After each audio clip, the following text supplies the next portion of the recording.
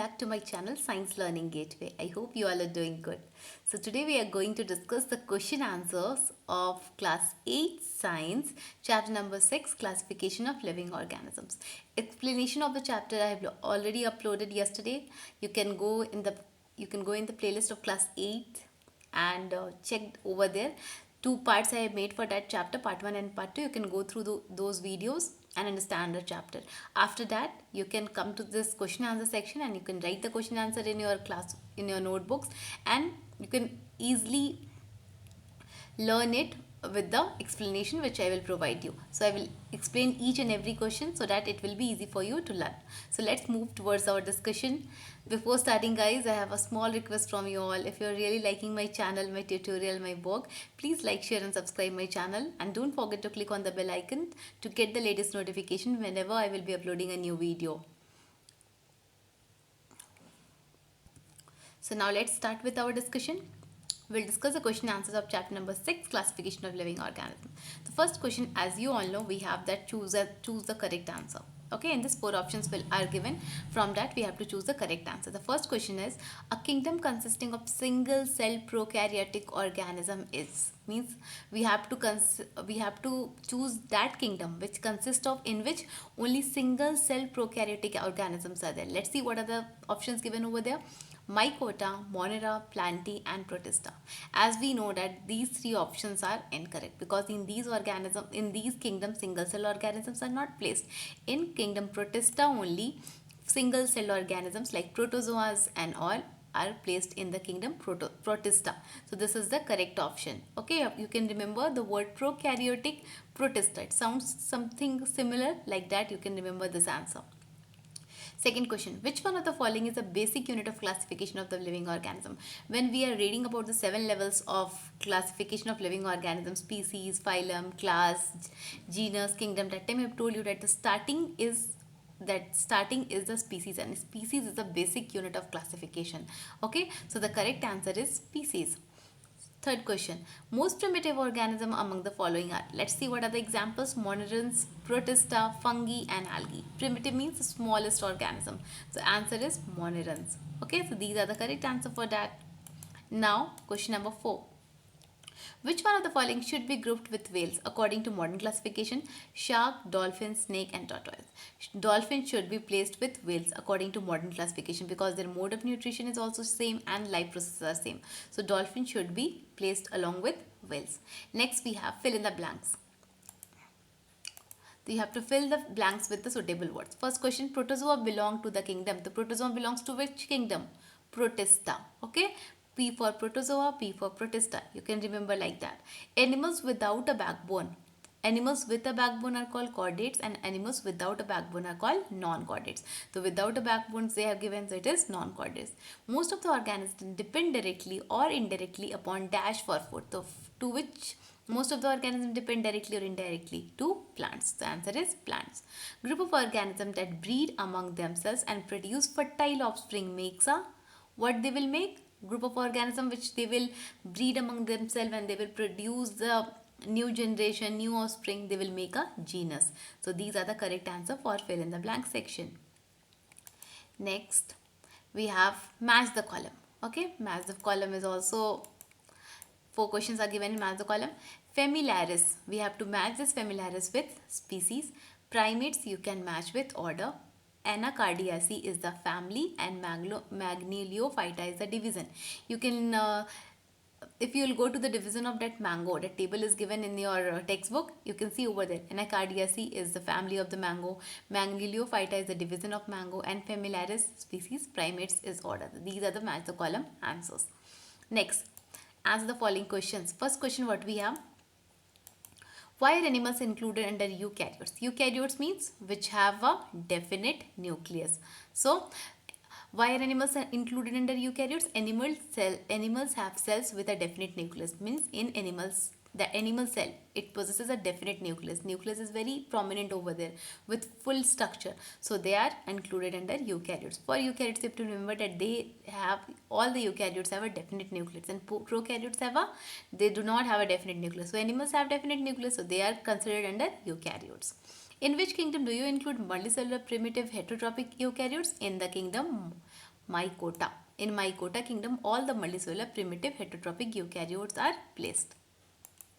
Next, Aristotle's classification includes both fish and whale under one group. How are these unrelated? One scientist was there named Aristotle. What he did, he placed both fish and whale under one group. How are these unrelated? As fish and whale both are aquatic animals, so he placed both the animals in the same group. But when we come towards the modern classification, that time we can see this fish and whale are not related to each other. So let's discuss what is the answer. According to Aristotle, both fish and whale are aquatic animals, so they belong to the same group. Okay, according what he said, that both whale and fish are aquatic animals, so they belong to same group. But according to the natural system of classification, whale is different from fish in life processes and mode of reproduction. But when we move towards natural system of classification or modern system of classification, what we can see, that whales life processes and mode of reproduction is completely different from fish. And one more point is that whales belong to the class Mammalia.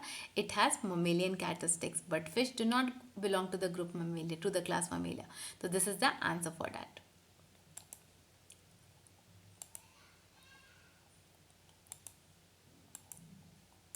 Next, what is the difference between a plant and animal with regard to nutrition? This is a very easy answer. With regard to nutrition means what? Their way of taking the food. So as we all know, plants can make their own food, but animals cannot make their own food. So that is the answer. Plants can make their own food by the process of photosynthesis. So their mode of nutrition is autotrophic mode of nutrition. Sometimes we have read that plants are called autotrophs. So why they are called autotrophs? Because they can make their own food by the process of photosynthesis. So their mode of nutrition is known as autotrophic mode of nutrition. Auto means self. Okay, by themselves they can make their own food. Next, animals cannot make their own food. They depend on plants and other animals for their food. So their mode of nutrition is heterotrophic mode of nutrition. In heterotrophic mode of nutrition, an organism cannot make its own food. It depends on other plants and animals for their food. So animals also have heterotrophic mode of nutrition. So this answer is very easy. Next, place the following organism in their respective kingdoms. These are the organisms which we have to place them in their respective kingdom. Deer. Deer is an animal, so it is placed in which kingdom? Animalia kingdom. Paramecium. It is a primitive organism, so it is placed in which kingdom? Protista. Mushroom is placed in which kingdom? Mycota. Very easy. M for mushroom, M for mycota. P for paramecium. You can remember P for protista. And deer, you all know it is an animal, so you can write Animalia kingdom. Next, why is bread molds grouped under mycota? So why bread molds are placed under mycota kingdom? Bread molds are grouped under mycota because they cannot make their own food. Okay, because bread molds cannot make their own food. They depend on dead and decaying matter for their food. That's why they are placed in mycota kingdom.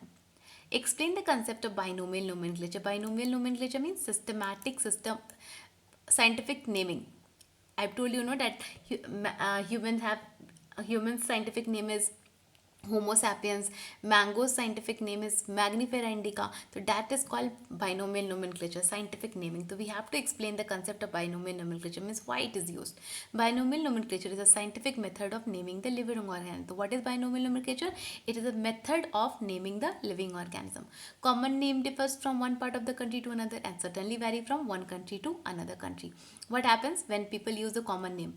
In one part of the country, that for example, if we take cat is called in different name in one part of the country. Maybe in different part of the country it will be called with other names. So it will create confusion among the people over there. So what scientists have did, they have introduced the binomial nomenclature for naming the living organism. In contrast, scientific name can be used all over the world speaking different languages. It avoids confusion. So what is the answer for this? Binomial nomenclature is a scientific method of naming the living organism. Common names differ from one part of the country to another. So what it will do? It will create confusion. So scientific name was introduced so that it can be used all over the world and people can use it all over the world. For example, the scientific name of man is Homo sapiens, that you can add over there. Next, which one of the following is a prokaryotic cell? See, two diagrams are given over there. First one is diagram number A and second one is diagram number B. In both the diagrams you can see, in diagram number A, the nucleus is not definite or not proper. But in diagram number 2, the nucleus is proper or definite. So we have to say which one is a prokaryotic cell. So prokaryotic cell is that cell which do not have a definite nucleus. Okay, so we have to tell which one is not having a definite nucleus. Diagram number A. So A belongs to prokaryotic cell because it does not have a well developed nucleus with nuclear membrane and other organelles. So this is your prokaryotic cell. Why is it a prokaryotic cell? Because it is not having a well developed nucleus. Nucleus is also not well developed, and it is not having a nuclear membrane also, and other organelles are also not present inside the nucleus. So it is a prokaryotic cell. So we have finished the chapter question answers. If you have any doubt, you can comment in the comment section, read the book, go through the videos for the explanation part, and then come to the question answer section and write that in your notebook and learn the question answers also, so that it will be helpful for you during the exams. Thank you for watching my channel Science Learning Gateway. If this video is helpful for you, then please like it and share it with your friends also. And if you are new to my channel, please subscribe my channel to get the latest videos related to your syllabus. And don't forget to click on the bell icon. Whenever I will be uploading a new video, you'll get the notification for that. Whenever you all are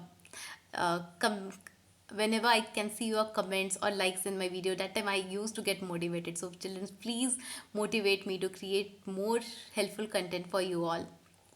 And you can also connect with me through my Facebook page. The link I will give in the description box. Thank you for watching my channel.